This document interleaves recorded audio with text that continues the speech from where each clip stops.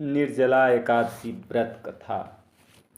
निर्जला एकादशी एक ऐसा व्रत है जो न केवल कठिन है बल्कि अत्यंत फलदायक भी है। यह एकादशी पापों को हरने वाली और मोक्ष दिलाने वाली मानी जाती है। इस दिन व्रत रखने से साल भर के एकादशियों का पुण्य प्राप्त होता है। आइए सुनते हैं इसकी पावन कथा जो स्वयं महर्षि वेद व्यास ने पांडवों को सुनाई थी। मुख्य कथा। पांडवों में से भीमसेन भोजन और बल में सबसे अग्रणित थे।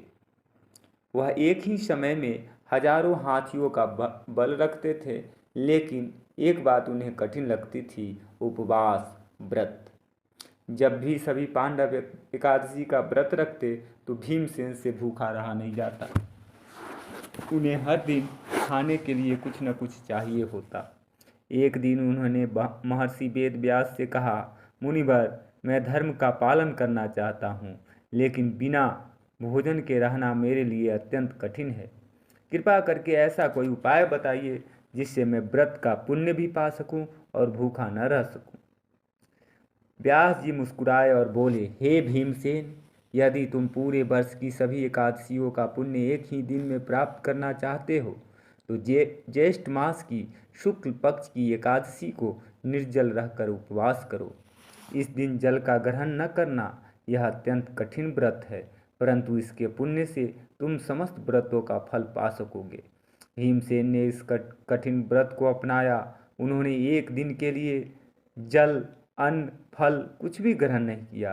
पूरे दिन भगवान विष्णु की पूजा की, रात भर जागरण किया।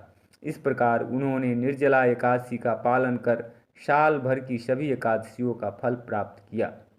इस व्रत के नियम। इस दिन पूरे 24 घंटे बिना अन्न और जल के रहना होता है। केवल भगवान विष्णु का स्मरण, पूजा पाठ और कीर्तन करना चाहिए।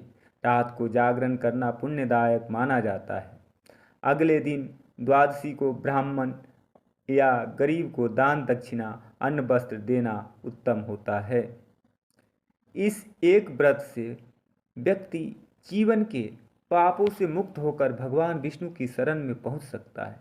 जो इस व्रत को श्रद्धा से